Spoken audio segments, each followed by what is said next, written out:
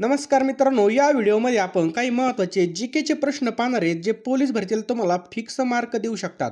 त्यामुळे व्हिडिओ शेवटपर्यंत बघायचा आहे मित्रांनो, कारण की या ठिकाणामधून आपले डायरेक्ट पाडणारे प्रश्न आपण डिस्कस करणार आहे. त्यामुळे एक कोपरा गाठायचा आहे किंवा एखादा टेबल घ्यायचा, लायब्ररीमध्ये असाल तर लायब्ररीमध्ये बसायचं आहे, घरात असाल तर कानामध्ये हेडफोन घालायचे आहे आणि जबरदस्तपणे एक वही आणि पेन घ्यायचा आणि नोट्स काढायच्या आहेत. कारण की हे प्रश्न जर तुम्ही एकदा नोट्समध्ये लिहिले तुमच्या तर तुम्हाला या ठिकाणामधून 100% फायदा होईल मित्रांनो. पहिला प्रश्न मित्रांनो, रश्मी शुक्ला या महाराष्ट्राच्या कितव्या पोलीस महासंचालक आहेत किंवा महाराष्ट्राच्या पोलीस महासंचालक कोण आहेत? कसा पण प्रश्न विचारला जाऊ शकतो. हा मित्रांनो आतापर्यंत 100पेक्षा जास्त वेळा प्रश्न आलेला आहे बघा. जवळजवळ 150 वेळा मित्रांनो हा प्रश्न रिपीट झालेला आहे. त्यामुळे हा प्रश्न सगळ्यांनी डोक्यामध्ये ठेवायचा आहे. आणि मित्रांनो, हे जे काही पोलीस महासंचालक आहेत कितवे होते बघा, 48व्या. लक्षात ठेवायचं आहे, रश्मी शुक्ला ह्या 48व्या पोलीस महासंचालक आहेत. तर लक्षात ठेवायचं मित्रांनो सगळ्यांनी 48व्या. लक्षात ठेवा 48व्या. पुढचा प्रश्न आपल्या स्क्रीनवर आहे बघा. रश्मी शुक्ला यांचा जो काही पोलीस महासंचालक पदाचा कार्यकाल आहे हा कधीपर्यंत आहे? म्हणजे हे कधीपर्यंत पोलीस महासंचालक असणार आहेत रश्मी शुक्ला? तर करेक्ट आन्सर याचा ऑप्शन क्रमांक 4, 3 जानेवारी 2026. लक्षात ठेवायचं आपल्याला 3 जानेवारी 2026 पर्यंत यांचा कार्यकाळ असणार आहे. स्टार मारून लिहून ठेवा मित्रांनो, हा प्रश्न तुम्हाला डायरेक्ट पेपरला पाहायला मिळणार आहे. पुढचा प्रश्न मित्रांनो, पंतप्रधान पंडित जवाहरलाल नेहरू यांनी महाराष्ट्र राज्याचा जो काही पोलीस ध्वज आहे हा कोणत्या दिवशी प्रदान केला होता आपल्या महाराष्ट्र राज्याला? तर करेक्ट आन्सर आहे बघा याचं 2 जानेवारी 1961. लक्षात ठेवायचं आपल्याला 2 जानेवारी 1961ला बघा हा देण्यात आला होता. बरोबर. या ठिकाणी बघा, महाराष्ट्र पोलीस दलाची जी काही अधिकृत स्थापना आहे ती 1961ला झाली होती. महाराष्ट्र पोलिसांचा ध्वज त्या दिवशी पंडित नेहरू यांनी प्रदान केला. पहा, 2 जानेवारी हा महाराष्ट्र पोलीस स्थापना दिवस अथवा पोलीस रेजिंग डे म्हणून सुद्धा या ठिकाणी साजरा केला जातो. हा प्रश्न सुद्धा भरपूर वेळा रिपीट झालेला आहे. पुढचा प्रश्न आहे आपल्यासमोर बघा. राज्यामधील टिंबटिंब शहरामध्ये पोलीस आयुक्तालय नाही. खालीलपैकी कोणत्या शहरामध्ये पोलीस आयुक्तालय नाही? तर धाराशिव. लक्षात ठेवायचं मित्रांनो, धाराशिवमध्ये पोलीस आयुक्तालय नाही बघा. महाराष्ट्रामध्ये एकूण 12 पोलीस आयुक्तालय आहेत बघा. मोठ्या शहरामध्ये पोलिसांची रचना ग्रामीण भागापेक्षा वेगळी असते. ग्रामीण भाग पोलीस अधीक्षकांच्या तर शहरी भाग बघा पोलीस आयुक्तांच्या नियंत्रणामध्ये असतो बघा. आणि 12वे आयुक्तालय कोणतं झालेलं आहे तर मीरा भाईंदर. लक्षात ठेवायचं आपल्याला, मीरा भाईंदर वसई विरार. लातूर जिल्हा हा कोणत्या पोलीस परिक्षेत्रामध्ये येतो? लातूर जिल्हा हा कोणत्या पोलीस क्षेत्रामध्ये येतो? तर राईट आन्सर याचा ऑप्शन क्रमांक 2, नांदेड पोलीस परिक्षेत्रामध्ये येतो. लक्षात ठेवायचं आहे, नांदेड पोलीस परिक्षेत्रामध्ये बघा. राज्यामध्ये ग्रामीण पोलीस यंत्रणा बघा 8 परिक्षेत्रामध्ये विभागलेली आहे. परिक्षेत्राचा प्रमुख विशेष हा पोलीस महानिरीक्षक असतो. हा पॉईंट आपल्याला लक्षात ठेवायचा आहे. मराठवाड्यातील बघा 8 जिल्हे छत्रपती संभाजीनगर आणि नांदेड या परीक्षेच्या अंतर्गत येतात. मुंबई शहर आणि मुंबई उपनगर जिल्हे आधीपासूनच शहरी असल्याने ते वगळता 34 जिल्ह्यामध्ये ग्रामीण पोलिसांचं कार्य 8 परीक्षे अंतर्गत चालतं बघा. 8 परिक्षेत्रा अंतर्गत चालतं. हे पण आपल्याला लक्षात ठेवायचं आहे. खूप महत्त्वाचा पॉईंट आहे बघा. आणि मित्रांनो, तुम्हाला जर माझं शिकवलेलं समजत असेल तर व्हिडिओला नक्कीच एक लाईक करा मित्रांनो, कारण की या ठिकाणामधून तुम्हाला तुमचे मार्क वाढतील बघा. आपण इंस्टाग्रामला कोणाला लाईक करत बसतो, कोणते कॉमेडी व्हिडिओ शिव्या असतात त्याच्यामध्ये, परंतु या ठिकाणी आपण नॉलेज देतो मित्रांनो. एक लाईक झालंच पाहिजे. आणि मित्रांनो, तुम्हाला असेच तुमचे मार्क फिक्स करणारे व्हिडिओ पाहिजे असतील तर चॅनलला आत्ताच्या आत्ता सबस्क्राईब करा आणि बेल आयकॉन ऑन करा मित्रांनो. काही मुलं बघा डिस्टर्ब होऊ नये म्हणून बघा या ठिकाणी बेल आयकॉन ऑफ करून ठेवतात. त्यामुळे तुम्हाला व्हिडिओ सापडत नाही, तुमचे मार्क जातात. त्यामुळे मित्रांनो, लगेचच्या लगेच तुम्ही बेल आयकॉन सुद्धा ऑन करा आणि लगेच लाईकच्या बटनवर टच करा मित्रांनो. काहीतरी ज्ञान भेटतंय तर आपल्याला त्याचा मोबदला दिला पाहिजे. तो मोबदला मित्रांनो तुमच्या लाईकच्या स्वरूपामध्ये असणार आहे. आणि यावर्षी काही करून मित्रांनो वर्दी घालूनच आपल्याला पूर्णपणे गुलाल आपलाच राहणार आहे मित्रांनो, बरोबर आहे की नाही? त्यामुळे गुलाल आपला असण्यासाठी अभ्यास पण आपल्याला करावा लागणार आहे, फुकट काहीच नाही बघा. पुढचा प्रश्न आहे बघा. प्रश्न 4 मित्रांनो, कोल्हापूर पोलीस परिक्षेत्रामध्ये खालीलपैकी कोणता पोलीस घटक नाही? कोणता पोलीस घटक नाही? तर करेक्ट आन्सर आहे मित्रांनो याचं सोलापूर शहर. लक्षात ठेवायचं आपल्याला, सोलापूर शहर. या ठिकाणी 2 आकडा आहे. तर कोल्हापूर परिक्षेत्रा अंतर्गत येणारे पोलीस घटक कोणकोणते आहेत बघा? सातारा. लक्षात ठेवायचं मित्रांनो, सातारा. त्याच्यानंतर सोलापूर ग्रामीण, सांगली, पुणे ग्रामीण आणि कोल्हापूर येतात बघा. लक्षात ठेवायचं आहे. आणि पोलीस आयुक्तालय परिक्षेत्राच्या अंतर्गत या ठिकाणी येत नाही बघा पोलीस आयुक्तालय.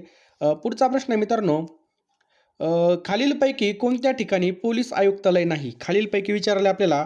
सोलापूरमध्ये आहे बघा, नाशिकमध्ये पण आहे, अमरावतीमध्ये पण, नांदेडमध्ये नाही बघा. मग ऑप्शन क्रमांक 4 आपलं उत्तर होईल नांदेड.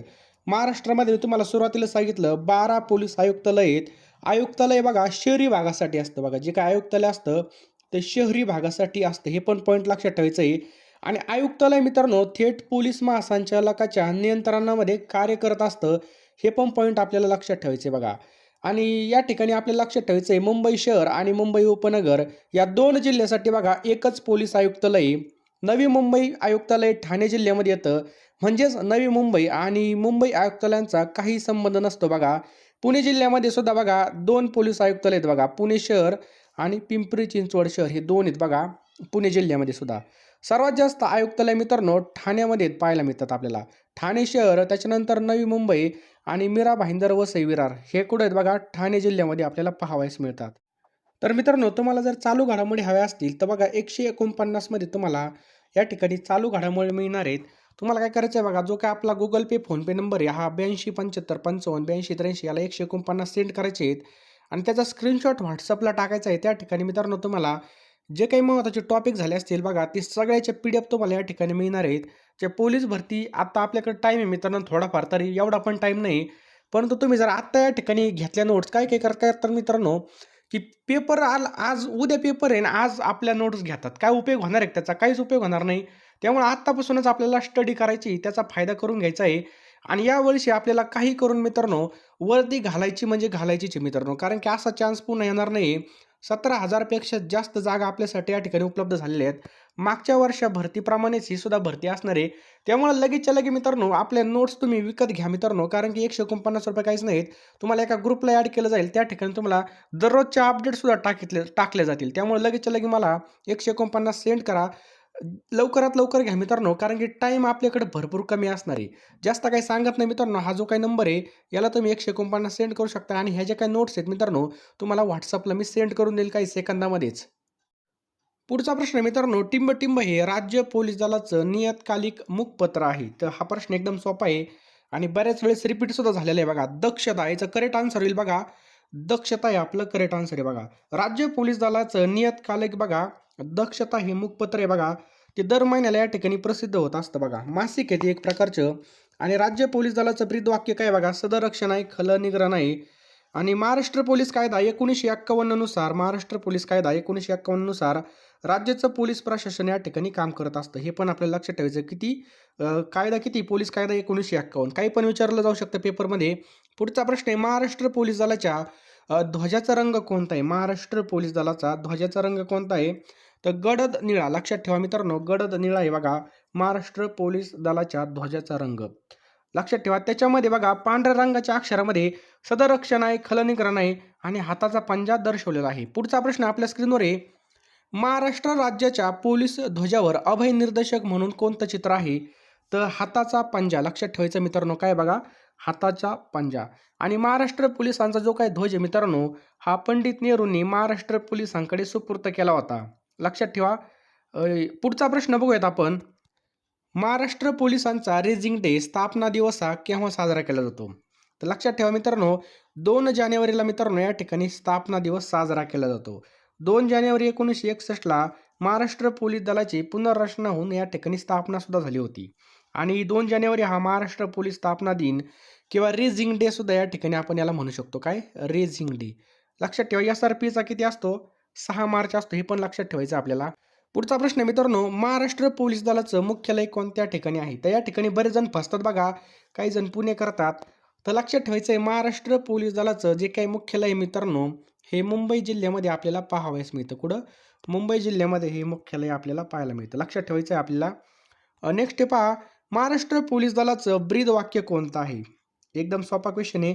तर सदरक्षण आहे, खलनिग्रह आहे. हे काय बघा महाराष्ट्र पोलीस दलाचं ब्रीद वाक्य. लक्षात ठेवायचं आहे ब्रीद वाक्य. पुढचा प्रश्न आहे बघा, पोलीस कॉन्स्टेबल पदावरील व्यक्तीची पदोन्नती झाल्यावर कोणतं पद मिळतं? पोलीस कॉन्स्टेबल पासून जर आपली पदोन्नती झाली किंवा प्रमोशन झालं तर आपल्याला कोणतं पद मिळतं बघा. तर याचा करेक्ट आन्सर आहे बघा ऑप्शन क्रमांक ए, हेड कॉन्स्टेबल. तर या ठिकाणी आपल्याला पॉईंट लक्षात घ्यायचं आहे बघा. पोलीस कॉन्स्टेबल या पदावरील व्यक्तीची जर प्रमोशन झालं तर पहिल्यांदा बघा पोलीस नाईक. लक्षात ठेवायचं आहे पियन, आपण त्याला काय म्हणतो पियन. पोलीस नाईक हे भेटत होतं बरं का पद. परंतु 2022चा जो काही शासन निर्णय आला त्या शासन निर्णयानुसार पोलीस लाईक हे पद बघा रद्द करण्यात आलेले आहे बघा. त्यामुळे पोलीस कॉन्स्टेबल या पदावरील व्यक्तीची नेमणूक हवालदार म्हणजेच हेड कॉन्स्टेबल पदावर या ठिकाणी डायरेक्ट केली जाते. आणि मित्रांनो, जे काही प्रमोशन असतं हे साधारणपणे 10 वर्षांनी होत असतं. किती? 10 वर्षांनी. लक्षात ठेवायचं मित्रांनो, 10 वर्षांनी. 1 स्टार असल्यावर बघा ASI असतं, लक्षात ठेवा. जर 1 स्टार असेल खांद्यावरती तर ASI. PSIला बघा 2 स्टार असतात. हे पण पॉईंट आपल्याला लक्षात ठेवायचं आहे. पुढचा प्रश्न आहे बघा, पोलीस खात्यामधील कोणतं पद हे केवळ पदोन्नतीनेच भरलं जातं, म्हणजे फक्त प्रमोशननेच भरलं जातं? तर पोलीस निरीक्षक, ऑप्शन क्रमांक 2 लक्षात ठेवायचं आहे. पोलीस निरीक्षक. पोलीस निरीक्षक हे बघा पोलीस उपनिरीक्षक नंतर पदोन्नतीने भरलं जाणारं पद आहे बघा, लक्षात ठेवायचं आहे बघा. पुढचा प्रश्न आहे पहा, महाराष्ट्र पोलीस दलामध्ये खालीलपैकी कोणतं पद नाही? तर पोलीस शिपाई आहे बघा, फौजदार सुद्धा आहे, हवालदार सुद्धा आहे, परंतु लॉन्स नाईक हे पद नाही, म्हणून ऑप्शन क्रमांक 4 आपले करेक्ट आन्सर होईल बघा. मित्रांनो, पोलीस शिपाई हे पोलीस खात्यामधील सर्वात कनिष्ठ पद आहे बघा, लक्षात ठेवायचं आहे बघा.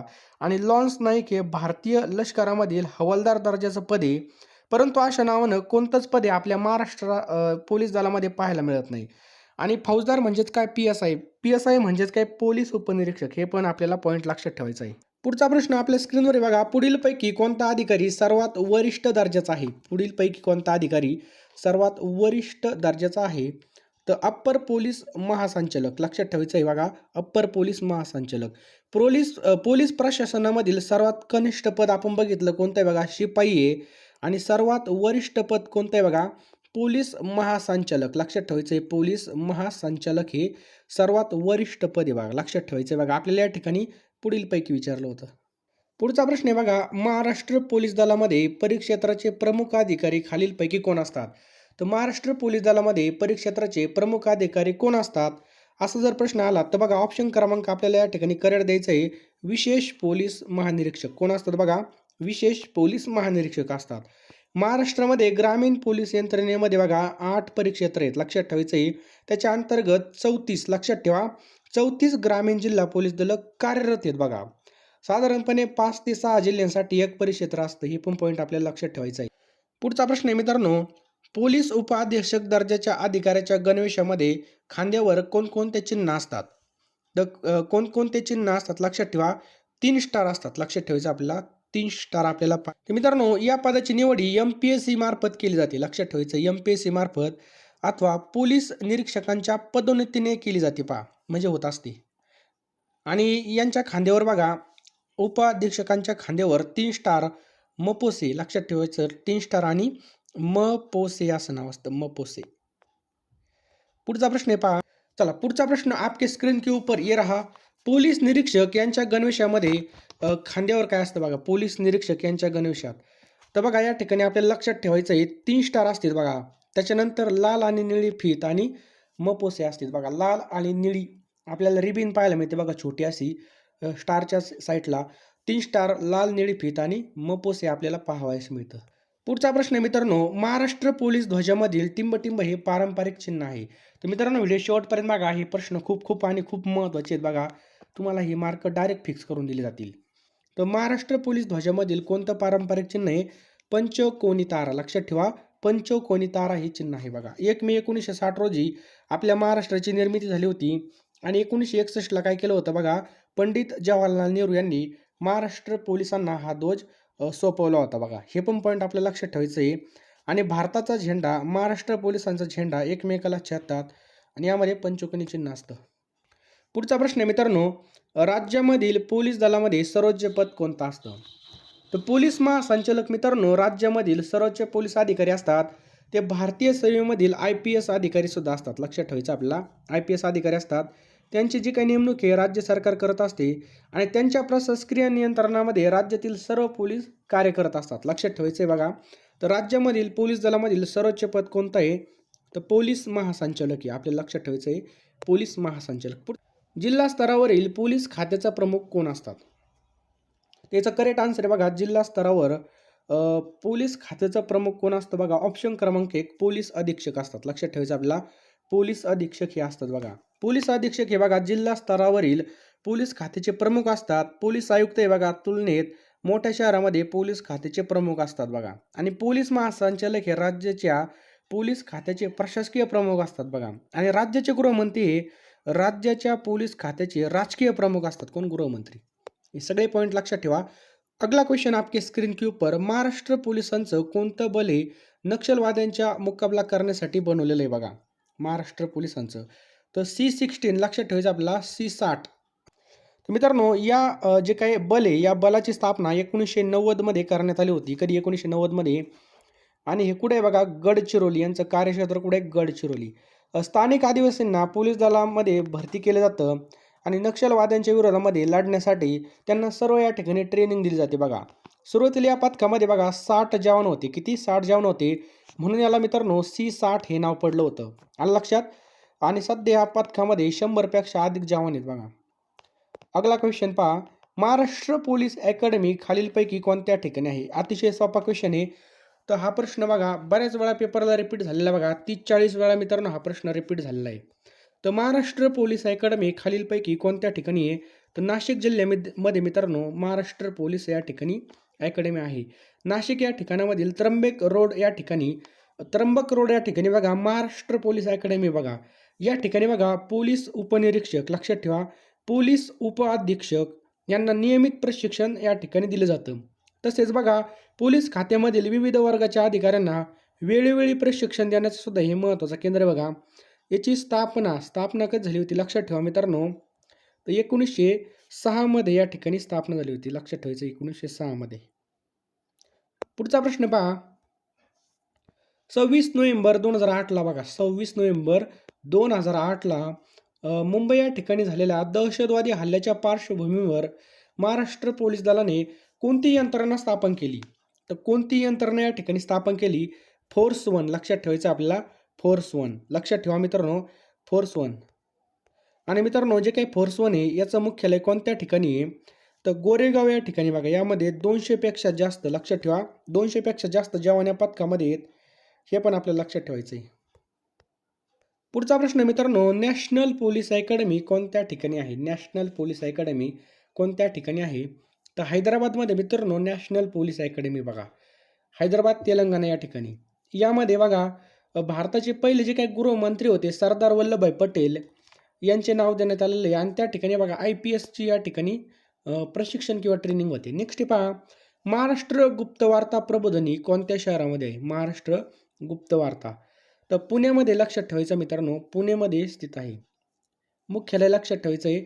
याला MIA असं म्हणतात, महाराष्ट्र इंटेलिजन्स एजन्सी, बरोबर. मुख्यालय पुण्यामध्ये. आणि सुरक्षेच्या दृष्टीने गोपनीय माहिती म्हणजे जे काही सिक्रेट असेल ती माहिती गोळा करण्याचं काम बघता ही संस्था किंवा ही जी काही मित्रांनो एजन्सी करत असते. पुढचा प्रश्न काय बघा, महाराष्ट्र पोलीस दलाची पोलीस संशोधन केंद्र CPR, लक्षात ठेवा मित्रांनो, CPR ही संस्था कोणत्या शहरामध्ये? तर मित्रांनो राईट आन्सर आहे बघा याचं ऑप्शन क्रमांक 2, पुणे या ठिकाणी आपल्याला पाहायला मिळते. लक्षात ठेवा पुणे. पोलीस संशोधन केंद्र CPR ही संस्था पुणे ग्रामीण पोलीस अधीक्षक कार्यालयाजवळ आहे बघा. पोलीस खात्याविषयी विविध प्रकारची संशोधन ही संस्था करत असते बघा. पुढचा प्रश्न आहे, दहशतवाद विरुद्ध विशेष प्रथम कृती म्हणून महाराष्ट्राचं कोणतं सशस्त्र दल काम करतो? तर कोणतं आहे? फोर्स 1 पाहिलं आपण, कोणतं करतं? फोर्स 1. पुढचा प्रश्न बघा, इंडियन मिलिटरी अकॅडमी कोणत्या ठिकाणी स्थित आहे? तर मित्रांनो हे डेहराडूनमध्ये आपल्याला पाहायला मिळते इंडियन मिलिटरी अकॅडमी. आलं लक्षात? आणि मित्रांनो ही जी काय अकॅडमी आहे उत्तराखंडमधील डेहराडून या ठिकाणी स्थित आहे. आणि मित्रांनो याची स्थापना 1932ला झाली होती. हे पण पॉईंट आपल्याला लक्षात ठेवायचं. कधी? 1932ला झाली होती. आणि NDA कोणत्या ठिकाणी? नॅशनल डिफेन्स अकॅडमी, तर पुणेमध्ये बघा. आणि या अकॅडमीमध्ये काय केलं जातं तर ही जी काही लष्करी अधिकारी असतात यांना प्रशिक्षण देण्यासाठी इंडियन मिलिटरी, लक्षात ठेवायचं आहे, इंडियन मिलिटरी अकॅडमी संस्था कार्यरत आहे. पुढचा प्रश्न आहे, पोलीस विभागामधील K9 युनिट बघा. पोलीस विभागामधलं जे काय K9 युनिट हे कशाची संदर्भात आहे? तर श्वान म्हणजे काय? कुत्रे. लक्षात ठेवायचं आहे. जे काही आपले पोलिसांकडे असते बघा श्वान, ते जे काही एखादा मर्डर झाला किंवा एखाद्या केससाठी आपल्याला शोधाच्या कार्यासाठी बघा जे काही श्वान असतात बघा ते वापरले जातात. लक्षात ठेवायचं आहे. हा पुणे पोलिसांचं एक पथकाचं एक भाग आहे बघा K9. अनेक देशातील बघा श्वान पथकाला K9 असं नाव दिलं जातं बघा. याचा उपयोग कायसाठी होतो? जर एखाद्या ठिकाणी बॉम्ब असेल त्याच्यानंतर गुन्ह्यांचा तपास करण्यासाठी, त्याचबरोबर अंमली पदार्थाचा तपास करण्यासाठी बघा हे जे काही श्वान आहेत बघा हे वापरले जाते. पुढचा प्रश्न आहे, खालीलपैकी कोणती संघटना महाराष्ट्र पोलिसांशी संबंधित नाही विचारले. कोणती संघटना आहे ती महाराष्ट्र पोलिसांशी संबंधित नाही, तर ईडी. लक्षात ठेवा मित्रांनो, ईडी संबंधित नाही. लक्षात ठेवायचं बघा. ईडीचं काम काय बघा, 100 कोटीहून अधिक मूल्यांचं गैरव्यवहार तपासण्याचं जे काही काम आहे बघा ते ईडी करत असते. बरोबर. पुढचा प्रश्न आहे बघा, C60 फोर्सचं जे काय ब्रीदवाक्य आहे ते काय आहे. त्याचं ब्रीदवाक्य काय बघा, ऑप्शन क्रमांक 3 वीरभोया वसुंधरा. लक्षात ठेवायचं आहे, वीरभोग्या वसुंधरा हे नाव आहे. आलं लक्षात. पुढचा प्रश्न आहे मित्रांनो, पोलीस क्षेत्राशी संशोधन करणारी संस्था कोणती.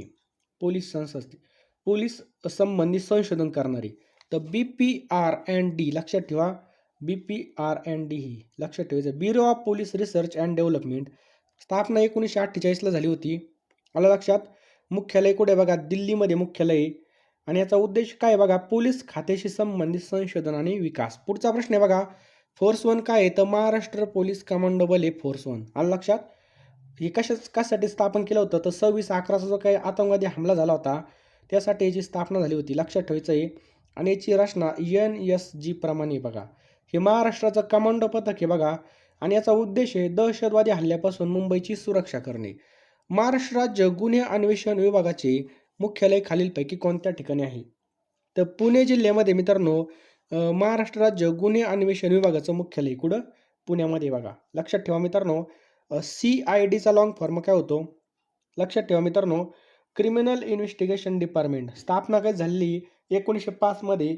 सध्या मुख्यालय कुठे बघा, पुणेमध्ये. लक्षात ठेवायचं आपल्याला, पुण्यामध्ये मुख्यालय बघा. आणि याचं कार्य बघा किचकट गुन्ह्यांचा तपास करणे. पुढचा प्रश्न आहे मित्रांनो बघा, एखादा सरकारी अधिकारी किंवा कर्मचारी लाच घेताना पकडला त्यावर पोलिसांचा कोणता विभाग कारवाई करतो. एखादा सरकारी अधिकारी किंवा कर्मचारी लाच घेताना पकडला गेलास त्यावर पोलिसांचा ACB. लक्षात ठेवायचं आपल्याला, ACB हा जो काही विभाग आहे तो कार्य करतो बघा. लक्षात ठेवा. केंद्र सरकारचा कर्मचारी जर लाच घेताना पकडला तर त्याला CVC अथवा CBI. लक्षात ठेवा, CBI कार्य करत असते. पुढचा प्रश्न पहा, महाराष्ट्र पोलीस दलाचं पोलीस संशोधन केंद्र कोणत्या शहरात आहे. महाराष्ट्र पोलीस दलाचं पोलीस संशोधन केंद्र कोणत्या शहरामध्ये, तर पुणे जिल्ह्यामध्ये आपल्याला हे पाहावयास मिळतं. कुठं, पुणे जिल्हा. लक्षात ठेवा मित्रांनो, पोलीस दलाचं संशोधन आणि आधुनिकीकरण करण्यासाठी पुणे या ठिकाणी पोलीस संशोधन केंद्राची स्थापना करण्यात आलेली बघा. ही संस्था पोलिसांविषयी संशोधन, विकास, प्रशिक्षण आणि सुधारक प्रशासन या संदर्भात काम करते. पोलीस दलाचं आधुनिकीकरण करण्यासाठी ही संस्था मदत करत असते. पुढचा प्रश्न आहे मित्रांनो, फौजदारी दंड प्रक्रिया संहिता CRPC मधील कलमनुसार आरोपीस वॉरंटशिवाय अटक करण्याचे अधिकार पोलिसांना कोणत्या कलमानुसार आहेत पहा. लक्षात ठेवा. तर मित्रांनो, जो काही CRPC कायदा आहे हा 1973 सालचा आहे, परंतु आता या कायद्याच्या जागी नवीन भारतीय नागरिक सुरक्षा संहिता 2023 कायदा तयार केलेला आहे बघा. या कलमाद्वारे मोठ्या गुन्ह्यामध्ये आरोपीला विना वॉरंट अटक करता येतं. आणि विना वॉरंट अटकेचा जो काही कलम आहे मित्रांनो, तो CRPC नुसार कलम 41 आहे बघा. लक्षात ठेवायचं आपल्याला. पुढचा प्रश्न आहे मित्रांनो, भारतीय पोलीस कायदा हा कोणत्या वर्षीचा आहे. भारतीय पोलीस कायदा तर 1861. लक्षात ठेवा, 1861चा भारतीय पोलीस कायदा बघा. 1857 या उठावानंतर भारतामध्ये अनेक प्रशासकीय बदल झाले बघा. अनेक प्रशासकीय बदल झाले. पोलिसांशी संबंधित भारतीय पोलीस कायदा 1861 साली लागू करण्यात आला. आणि महाराष्ट्र पोलीस कायदा लक्षात ठेवायचा मित्रांनो 1951ला होता. पुढचा प्रश्न आहे मित्रांनो, IPC म्हणजे काय. तर IPC म्हणजेच काय, भारतीय दंड संहिता. लक्षात ठेवा, भारतीय दंड संहिता. लॉर्ड मॅकेलेने भारतीय दंड संहिता तयार केला होता 1860ला. लक्षात ठेवा मित्रांनो, 1860 साली त्याला कायद्याचं स्वरूप मिळालं. आता IPC 1860 या कायद्याच्या जागेवर भारतीय न्याय संहिता 2023 हा कायदा बनवण्यात आलेला आहे. पुढचा प्रश्न मित्रांनो, पोस्को ॲक्ट हा कायदा कशाविषयी आहे. तर पोस्को मित्रांनो बाल लैंगिक अत्याचाराविषयी संदर्भातील. लक्षात ठेवायचं आपल्याला, बाल लैंगिक अत्याचारा संदर्भामध्ये पोस्को कायदा आहे बघा. तर मित्रांनो पोस्कोचा लॉंग फॉर्म लक्षात ठेवा, protection of children from sexual offence act. लक्षात ठेवायचं आहे, फेन्सेस ॲक्ट. आणि मित्रांनो हा जो काय कायदा आहे हा कायदा 2012चा आहे बघा. लक्षात ठेवा 2012 सालचा आहे पोस्को ॲक्ट. 18 वर्षाखालील लहान मुलांवर लैंगिक अत्याचार झाल्यास हा कायदा लागू होतो. IPC कायद्यामध्ये लैंगिक गुन्ह्यामध्ये दिलेल्या शिक्षेहून व्यापक स्वरूपाची शिक्षा पोस्को कायद्यात करण्यात आली आहे बघा. हा कायदा मुलं आणि मुली लक्षात ठेवायचं आहे मुलं आणि मुलींसाठी सुद्धा या ठिकाणी लागू होतो. पुढचा प्रश्न आहे मित्रांनो पोलीस पाटील यांची नेमणूक व कर्तव्य कोणत्या अधिनियमामध्ये आहेत? पोलीस पाटील यांची नेमणूक आणि कर्तव्य. तर करेक्ट आन्सर आहे बघा ग्राम पोलीस अधिनियम 1967 लक्षात ठेवायचं आपल्याला. तर मित्रांनो गावामधील कायदा सुव्यवस्था राखण्याचं कार्य कोण करत असतं? तर पोलीस पाटील करत असतो. पोलीस पाटील हे गावातील शेवटचं शासकीय पद असतं बघा. कायदा आणि सुव्यवस्था सोबतच महसुलाचा न्याय आणि निवडायचं काम सुद्धा पोलीस पाटील करत असतात. पुढचा प्रश्न आहे मित्रांनो FIR चा लॉंग फॉर्म काय आहे? तर FIR चा लॉंग फॉर्म आहे बघा फर्स्ट इन्फॉर्मेशन रिपोर्ट. लक्षात ठेवायचं सगळ्यांना फर्स्ट इन्फॉर्मेशन रिपोर्ट. अगला क्वेश्चन पहा माहितीचा अधिकार कायदा 2005 अन्वये एखाद्याच्या जीविताला कारणीभूत असणारी माहिती किती कालावधीमध्ये देणे बंधनकारक आहे? किती कालावधीमध्ये देणं बंधनकारक आहे? तर 48 तासामध्ये लक्षात ठेवायचं आपल्याला 48 तासामध्ये देणं हे बंधनकारक आहे बघा. आलं लक्षात. आणि माहितीचा अधिकार हा कायदा या अंतर्गत एखाद्या व्यक्तीला जीवितास कारणीभूत असणारी माहिती ही 48 तासाच्या आत देणं आवश्यक आहे आणि अशी माहिती सर्वसाधारण परिस्थितीमध्ये 30 दिवसाच्या आत देणं आवश्यक असतं बघा. माहिती अधिकार कायदा 2005 हा जनतेला माहिती मागण्याचा हक्क प्रदान करतो. बरोबर माहिती मागण्याचा हक्क प्रदान करतो आणि या कायद्याचा बहुतांश भाग हा महाराष्ट्र माहिती अधिकार कायदा 2002 मधून घेण्यात आलेला आहे. माहितीचा अधिकार कायदा 2005 नुसार किती दिवसामध्ये माहिती देणं आवश्यक आहे? तर 30 दिवसांमध्ये मित्रांनो लक्षात ठेवायचं आपल्याला 30 दिवसामध्ये देणं आवश्यक आहे. लक्षात ठेवा मित्रांनो 30 दिवसामध्ये. पुढचा प्रश्न आहे बघा मकोका हा कायदा कशा संदर्भात आहे? मकोका. तर मित्रांनो हा जो काही कायदा आहे हा संघटित गुन्हेगारी लक्षात ठेवायचं आपल्याला संघटित गुन्हेगारी संदर्भामध्ये महाराष्ट्रामध्ये संघटित गुन्हेगारी कायदा म्हणजे मक्का कायदा आहे. हा कायदा संघटित गुन्हेगाराशी संबंधित आहे आणि या अंतर्गत गुन्हेगारांना कडक शिक्षा करण्यात येते आणि तसंच अशा गुन्ह्यातील आरोपांना लवकर जामीन सुद्धा मिळत नाही. पुढचा प्रश्न आहे बघा 1988 लाचलुचपत प्रतिबंधक कायद्यामधील व्याख्येप्रमाणे लाच म्हणजे काय? तर लाच म्हणजे काय पैसे घेणे त्याचबरोबर मौल्यवान वस्तू सुद्धा घेणे हे दोन लाच म्हणजे याचा अर्थ होतो. बरोबर. आणि मित्रांनो या ठिकाणी जर पाहिलं या अंतर्गत लाच देणे आणि लाच घेणे दोन्ही पण गुन्हे आहेत बघा. या कायद्याच्या अंमलबजावणीसाठी राज्य सरकारचा लाचलुचपत प्रतिबंधक विभाग कार्य करत असतो आणि केंद्र सरकारचं CBI लक्षात ठेवायचं आपल्याला CBI हा संस्था कार्य करत असते बघा. लाच ही पैशाच्या स्वरूपामध्ये असेल किंवा एखादी मौल्यवान वस्तूच्या स्वरूपात सुद्धा असू शकते. बरोबर. लाच स्वीकारली नाही तर लाच मागणे सुद्धा या ठिकाणी गुन्हाचे बघा. पुढचा प्रश्न आहे सदोष मनुष्यवधीची भारतीय दंडविधान संहितामधील योग्य कलम कोणतं? सदोष मनुष्यवादाची तर कलम 301 लक्षात ठेवायचं आपल्याला कलम 301. पुढचा प्रश्न आहे मित्रांनो महाराष्ट्र राज्यामध्ये राज्य राखीव पोलीस बल प्रशिक्षण केंद्र कोणत्या ठिकाणी आहे? तर नानवीज या ठिकाणी मित्रांनो हे आपल्याला पाहायला मिळतं. कुठं? नानवीज या ठिकाणी. राज्य राखीव पोलीस दल प्रशिक्षण केंद्र नानवीज या ठिकाणी हे केंद्र पुणे जिल्ह्यामधील दौंड तालुक्यामध्ये बघा. या ठिकाणी जे काही SRPF किंवा राज्य राखीव पोलीस दलाच्या पोलिसांना प्रशिक्षण दिलं जातं बघा. राज्य राखीव पोलीस दलाचं ते एकमेव प्रशिक्षण केंद्र आहे. महाराष्ट्र पोलिसांसाठी 9 ठिकाणी प्रशिक्षण केंद्र आहेत बघा. PSI DYSP यांना प्रशिक्षण देण्यासाठी महाराष्ट्र पोलीस अकॅडमी नाशिक या ठिकाणी सुविधा केलेली आहे. पुढचा प्रश्न आहे बघा राज्य राखीव पोलीस दलाच्या गटाच्या प्रभारी अधिकाऱ्याला काय संबोधलं जातं? तर समादेशक असं संबोधलं जातं. लक्षात ठेवायचं आपल्याला समादेशक. राज्य राखीव पोलीस दलाच्या प्रमुखास समादेशक असं म्हणतात. समादेशक पोलीस महासंचालक दर्जाचे असतात आणि सध्याचे. पुढचा प्रश्न आणि मित्रांनो व्हिडिओ आवडला असेल तर नक्की लाईक करा. SRPF ची स्थापना दिवस कधी असतो? तर लक्षात ठेवायचं मित्रांनो 6 मार्चला असतो बघा. स्थापना कधी झाली आहे? 1948 मध्ये स्थापना झालेली बघा 6 मार्च 1948 बरोबर. मुख्यालय कुठे बघा गोरेगाव मुंबई या ठिकाणी SRPFचं मुख्यालय कुठं? गोरेगाव मुंबई या ठिकाणी बघा. प्रशिक्षण केंद्र नानवीज दौंड या ठिकाणी लक्षात ठेवा. पुढचा प्रश्न पहा राज्य राखीव पोलीस दलाचं मुख्यालय कोणत्या ठिकाणी? तर पाहिलं आपण आत्ताच गोरेगाव या ठिकाणी स्थित आहे. लक्षात ठेवायचं आपल्याला गोरेगाव. स्थापना पुरंदर या ठिकाणी झालेली आहे पहा. नेक्स्ट आहे पहा, राज्य राखीव पोलीस बलाची स्थापना कोणत्या साली झाली होती? तर 1948ला झाली होती. लक्षात ठेवायचं आपल्याला पुरंदर या ठिकाणी 6 मार्च 1948ला. बरोबर. आणि 6 मार्चला SRPF दिवस म्हणून सुद्धा साजरा केला जातो. महाराष्ट्र सरकारचं निमलष्करी दल कोणतं आहे? तर SRPF लक्षात ठेवायचं आपल्याला SRPF. प्रधानमंत्री भारत सरकार यांची सुरक्षा आणि व्यवस्था सांभाळणारी मुख्य संस्था कोणती आहे? SPG. लक्षात ठेवायचं आपल्याला SPG ही संस्था असते बघा. SPG म्हणजे काय? Special protection group. हा कायदा बघा SPGचा 1988ला आला होता. कधी? 1988ला आला होता. आणि कार्य काय असतं बघा, पंतप्रधान आणि त्यांच्या कुटुंबीय यांची सुरक्षा.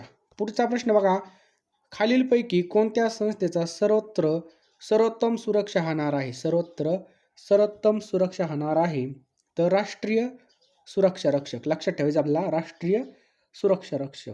NSGचा लॉंग फॉर्म होतं बघा नॅशनल सिक्युरिटी गार्ड. बरोबर. आणि या ठिकाणी जर पाहिलं तर स्थापना कधी झाली होती NSGची? 1984ला स्थापना झाली होती. कधी? 1984ला स्थापना झाली होती. कायदा 1986चा आहे. ऑपरेशन जे काय ब्लू स्टार झालं होतं ते सुद्धा NSGने केलं होतं. कोणतं? Operation blue star. पुढचा प्रश्न आहे पहा, ग्रे हाऊंड्स. काय प्रश्न आहे बघा, ग्रे हाऊंड्स हे नक्षलविरोधी पथक कोणत्या राज्याचं आहे? तर याचा करेक्ट आन्सर आहे बघा ऑप्शन क्रमांक 2 तेलंगणा या राज्याचं आहे. कोणत्या? तेलंगणा. नक्षलवाद्यांचा बिमोड करण्यासाठी बघा 1989ला बघा याची स्थापना झाली होती. बरोबर. सध्या तेलंगणा आणि आंध्र प्रदेशमध्ये हे कार्य करतं. नक्षलवाद्यांच्या विरोधामध्ये कार्य करण्यासाठी ओडिसा आणि छत्तीसगड राज्य सुद्धा हे कार्य करतं. पुढचा प्रश्न आहे बघा, भारतामध्ये सीमांची सुरक्षा कोणाकडे? तर BSF. लक्षात ठेवा BSF म्हणजे काय? बॉर्डर सिक्युरिटी फोर्स, सीमा सुरक्षा बल. याचं कार्य बघा शांततेच्या काळामध्ये सीमांची सुरक्षा करणे. युद्ध काळामध्ये मात्र लष्कर सीमांची सुरक्षा करत असतं. BSF हे बघा केंद्रीय गृह मंत्रालयाच्या अंतर्गत कार्य करतं बघा. ITBP म्हणजे काय? ITBP कुठं कार्य करतं? ITBP ते हे मित्रांनो तिबेटची सीमेवर असतं. आसाम रायफल मित्रांनो हे कुठं असतं बघा? म्यानमारची सीमा. कुठं? म्यानमारची सीमा. CRPF मित्रांनो CRPF हे नक्षलवादी भागामध्ये जम्मू काश्मीरमध्ये आपल्याला पाहायला मिळतं CRPF. त्याचबरोबर CISF कोणत्या ठिकाणी आहे? ही औद्योगिक सुरक्षा. बरोबर. BSF भारत पाकिस्तान. SPG ही कुठं असतं? SPG हे बघा पंतप्रधानांची सुरक्षा. पुढचा प्रश्न आहे, भारतामधील दहशतवाद घटनांचा तपास करणारी केंद्रीय यंत्रणा कोणती आहे? तर NIA. यालाच आपण म्हणतो बघा नॅशनल इन्व्हेस्टिगेशन एजन्सी. ही भारतामधील दहशतवादाचे जे काही घटना आहे त्याची तपास करत असते. बरोबर. NSG बघा या ठिकाणी NSG आहे. तर NSG हे आपल्याला कुठं पाहायला मिळतं? तर दहशतवादी जे काही कारवाई आहे त्या थांबवण्यासाठी. बरोबर. RAW याला आपण म्हणतो बघा रिसर्च ॲनालिसिस विंग. ही भारतामधील आणि देशविरोधी घटनांची माहिती घेणे. IB intelligence bureau. तर ही देशांतर्गत देशविरोधी घटनांची सुद्धा या ठिकाणी माहिती घेतली जाते. बरोबर. पुढचा प्रश्न आहे पहा, खालीलपैकी कोणते संस्थेचे संचालक IPS अधिकारी नाहीत? तर ED. लक्षात ठेवा ED.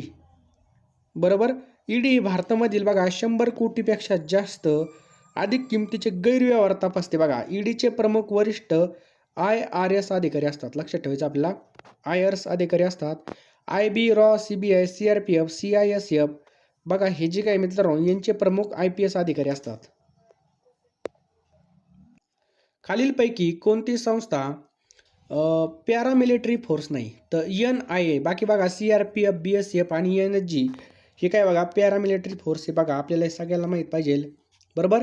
NIA काय बघा नॅशनल इन्व्हेस्टिगेशन एजन्सी आहे. हे पण आपल्याला लक्षात ठेवायचं आहे बघा. NSG म्हणजे काय? National security guard. बरोबर. पुढचा प्रश्न पहा आपल्या स्क्रीनवर आहे, भारतीय परकीय गुप्तचर संस्थेचं नाव काय आहे? तर सगळ्यांनी या ठिकाणी लक्ष द्या. RAW त्यालाच आपण काय म्हणतो बघा रिसर्च ॲनालिसिस विंग. लक्षात ठेवा भारताच्या परकीय गुप्तचर संस्थेचं नाव काय आहे? RAW आहे बघा. बरोबर. IB म्हणजे काय? Intelligence bureau. भारताची रॉ आहे बघा, पाकिस्तानची ISI, पाकिस्तानची कोणती बघा ISI गुप्तचर संस्था आहे, अमेरिकेची बघा CIA, अमेरिकेची काय बघा CIA, रशियाची बघा KBG, KBC नाही KBG बरोबर, ब्रिटनची MI6 आहे बघा MI6 बरोबर, आणि इस्रायलची लक्षात ठेवायची आपल्याला मोसाद, इस्रायलची काय बघा मोसाद बरोबर. मित्रांनो अशा प्रकारे आपण जे काही महत्त्वाचे प्रश्न बघितले ते तुमच्या पुढे मी सादर केलेले. चॅनलला सबस्क्राईब करा, बेल आयकॉन ऑन करून ठेवा आणि व्हिडिओला नक्कीच एक लाईक करा. धन्यवाद.